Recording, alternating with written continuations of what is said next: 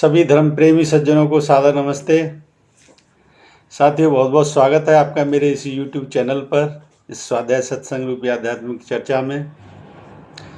संतों की वाणी पर बात कर रहे हैं और इस श्रृंखला में इस समय बुल्ले शाह जी के ऊपर बात चल रही है। कल भी प्रसंग में लिया था, क्योंकि ये पहले खंड में 3 दोहे कर लिए थे। आज बाकी के 2 दोहे लेते हैं। क्या कहते हैं आगे के 2 दोहे में बुल्ले शाह? प्रेम नगर दे उल्टे चाले, खूनी नैन होए खुशहाले। प्रेम नगर दे उल्टे चाले, यानी जो परमपिता परमात्मा से जिसको लगन लग जाती है उसकी चाल उल्टी होती है। कबीरदास के बारे में भी लोगों ने कितना कहा कि ये उल्टा चलता है। कहने का मतलब यह है, इस मार्ग पे अगर जब निकलते हो ना, जब इस मार्ग पे जो व्यक्ति चल पड़ता है तो अब उसको लगन तो लग जाती है परमात्मा से, मन के गुलाम रहता नहीं हो और मन के माया जाल में भी नहीं फंसता। तो माया जाल में मन के में नहीं फंसता तो उसकी चाल जो है ना अलग ही नजर आती है। वो दूसरों से भिन्न होता है, हमेशा भिन्न होता है। इतिहास इस बात का गवाह है। तो लोगों की दृष्टि में तो लोग उल्टे चल रहे हैं, उसकी दृष्टि में तो, और संसार में जो फंसे हुए हैं उनकी दृष्टि में ऐसा व्यक्ति उल्टा नजर आ रहा है। फंसो हुओं को सबसे बड़ा ताज्जुब तो यही है, जो फंसे हुए हैं माया जाल में, उनको इस डगर पे, सच्ची डगर पे, स्वयं को जानने की डगर पे, उस परमपिता परमात्मा को जानने की डगर पे जो व्यक्ति चल रहा है वो उल्टा नजर आता है। और ये पता नहीं ये खुद फंसे हुए हैं। फंसे हुए लोग कैसे किसी को जो है ना निकाल सकते हैं जो खुद ही फंसे हुए हैं। तो इसलिए यहां पे कहा गया है प्रेम नगर दे उल्टे चाले, यानी उससे परमात्मा से जो लगन लग जाती है तो उसकी चाल ही उल्टी होती है। इसकी प्रेम नगर दे उल्टे चाले, यानी उससे लगन लग गई, फिर किसी की परवाह नहीं। हकीकत बात है, किसी की परवाह ही नहीं रहती। प्रेम नगर दे उल्टे चाले, खूनी नैन होए खुशहाले। और जब भटक रहा था इसकी तलाश में उसकी तलाश में, तब ये मेरे नैन भी परेशान हो गए थे, लेकिन सच्चा सुख और शांति कहीं कुछ नहीं मिल रहा था। लेकिन जब से लगन लगी है, उसकी तरफ चाल की है, चाहे उल्टी समझ रहा है जमाना, चाहे सीधी समझे, लेकिन मेरे को स्वयं खुशी हो गई है, आंतरिक खुशी मिल गई है। ने खूनी नैन हुए खुशहाल, जो नैना कभी शांत नहीं हो रहे थे वो खुशहाल हो गए। अब इस प्रसन्नता का मजा ही कुछ और है। ये तो जिसको कहते हैं ना स्वाद लग जाए उसी को तो समझ में आता है, वरना तो ये सब संसारियों के लिए तो ये कहावत ही है कि बंदर क्या जाने अदरक का स्वाद। ये बिल्कुल सत्य बात है। तो आपे आप फंसे विच जाले, फस फस आप कुहायो रे। आपे आप, अपने आप ये मन यानी उस जाल में फंस गया, लगन लग गई तो समझ लो मन ने वो स्वीकार लिया। आपे आप फंसे विच जाले, अपने आप ही। जब मन को आपके को देख लो, दुनिया में जितने भी कार्य हो रहे कहीं शांति नहीं मिलती, और जब यहां पे शांति मिलती है, जब ईश्वर से लगन लगा लो तब, तो आपे आपे फंसे भी चाले। तो यानी मन उसको जो स्वीकार कर लेता है तभी तो ये चाल बनती है। फिर चाहे उल्टी नजर आए चाहे सीधी नजर आए।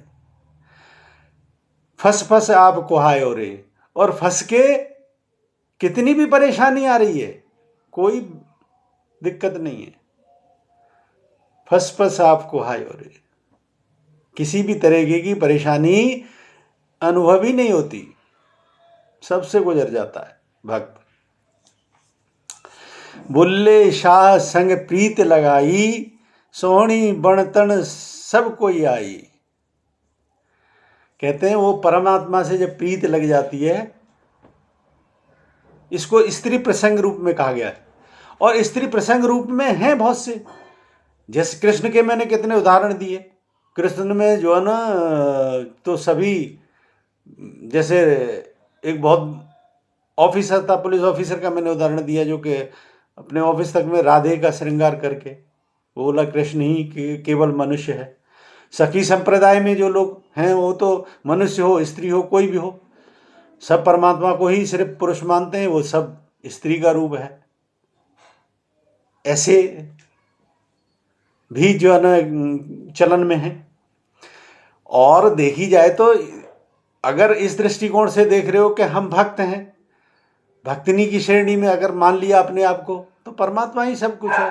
वो पौरुषीय गुण की सत्ता या सखी संप्रदाय वाले तो पुरुष ही केवल उसी को मानते हैं, बाकी सब जो है ना तो उसकी सखी हैं, स्त्रियां हैं, सब ये है।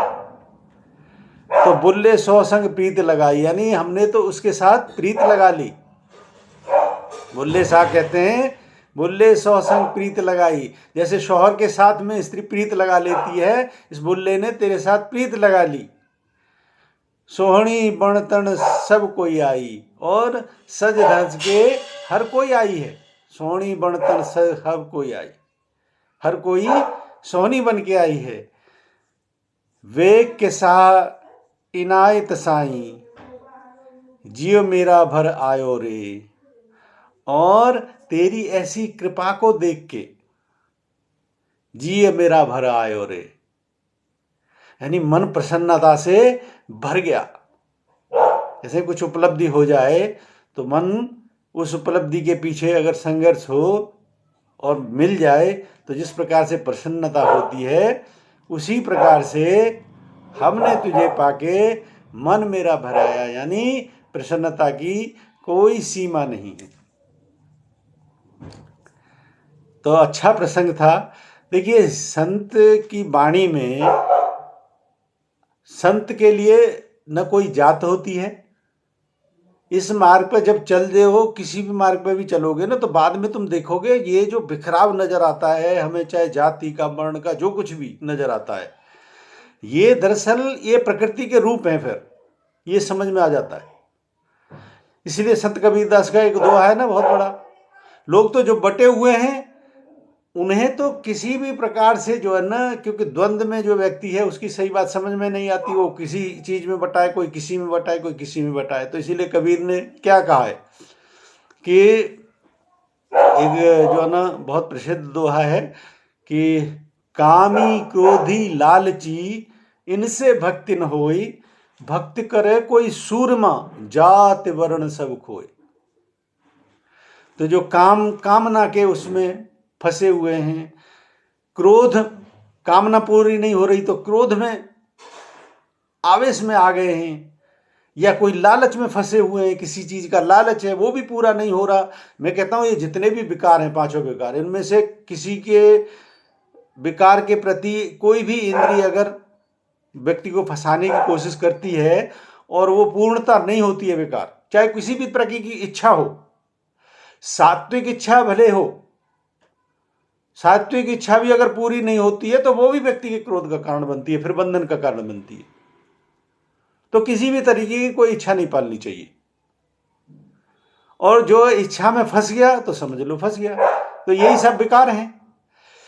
तो बुल्ले शाह क्या कहते हैं, वो यही बात कहते हैं, वेग के साह इनायत साई, जी मेरा भरे आया रे। उसकी कृपा को देखकर मेरा जी भर भर आता है। उस आनंद का कोई ठिकाना ही नहीं। जब उस परमात्मा का आनंद की एक झलक भी जीवन में पड़ जाए तो समझ लो जीवन सार्थक हो गया। और जब तक नहीं पड़ी है, जब तक मार्ग नहीं मिला है, तब तक ये सब भटकाव है दुनिया। फिर सिर्फ बिखरा हुआ है, चाहे जाति के नाम पे बिखरा हो, धर्म के नाम पे बिखरा हो, ऊंच के नाम पे, नीच के नाम पे, संप्रदायों के नाम पे, ये जितना भी है ये प्रकृति के भिन्न रूप है। मैंने अपनी पुस्तक में इतना अच्छी तरीके से इसको डिफाइन किया हुआ है कि कैसे प्रकृति जो है ना, एक मैंने हिंदी की भी श्रृंखला लिखी हुई है, उसमें इस बात को लिखा हुआ है कि प्रकृति के रूप जो है ना, प्रकृति जैसे जैसे जागृत आती है, ये जो है ना नए नए रूपों में आती चली जाती है। तो जो जिसको पता है, जिसने जान लिया है, वो बता भी सकता है, लेकिन जिसकी समझ में आ जाए बहुत अच्छा, नहीं समझ में आता तो भी अच्छा। कभी न कभी सत्य बात हो सकता है व्यक्ति की ऐसे संयोग नहीं बने जब व्यक्ति यात्रा शुरू करे या बात को सही को समझे और समझ के उस पर जीवन पर अमल करे। जो बात इसको बताना चाह रहा है उसके प्रति भी अच्छे भाव रखे। हमेशा ये बात होनी चाहिए, तभी जीवन की सार्थकता है। तो इसी प्रकार से इसमें जो पुस्तक में जितने भी प्रसंग दिए हुए हैं, जितने संतों की वाणी दी हुई है, मैं शुरुआत में एक एक खंड सबका लेता जा रहा हूँ, पूरा करता जा रहा हूँ क्रमबद्धता से। तो इस प्रकार से आज हमने ये एक खंड बुल्ले शाह जी का भी ये पूरा कर लिया है। मुझे उम्मीद है जिनको लगाव है, जिनको इस प्रकार की चर्चा पसंद है, उन्हें पसंद अवश्य आ रही होगी, और जिन्हें पसंद आ रही है बहुत बहुत मेरे वीडियो को इसको लाइक करें, अधिक से अधिक शेयर करें, और शंका समाधान के लिए कोई प्रश्न है तो कमेंट बॉक्स में लिखें। बने रहें मेरे साथ, बने रहने के लिए बहुत बहुत धन्यवाद। इत्योम सम, नमस्ते।